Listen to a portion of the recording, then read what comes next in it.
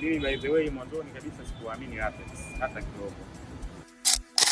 Na mwisho wa siku nimenunua kiwanja ndani ya muda mfupi na kupata hati ndani ya muda mfupi sana.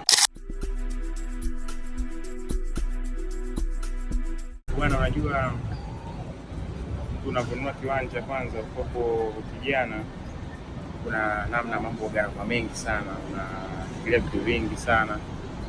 Mimi by the way mwanzoni kabisa sikuamini Rapex hata kidogo. Sikuamini sio kwa sababu nilikuwa nawafahamu, ni kwa sababu nilikuwa siwafahamu, na kwenye ile eneo alinipeleka madalali. Sasa unajua madalali jinsi wanavyoongea, jinsi wanavyofanya. Kwa hiyo nilikuwa siamini kabisa.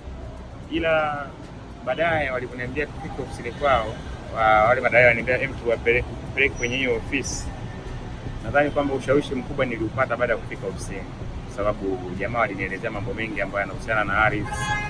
Wakaniambia vitu vingi sana, na mwisho wa siku nimenunua kiwanja ndani ya muda mfupi na kupata hati ndani ya muda mfupi sana. Kwa hiyo nawashukuru sana Rapex, wako vizuri. Vijana wenzangu naweza kusema, mkitaka kupata ardhi, mkitaka mpate kiwanja, mkitaka mpate nyumba ambayo itakuwa ipo katika uaminifu wa hali ya juu kuhusiana na mambo ya ardhi, basi nadhani Rapex ni chaguo sahihi sana.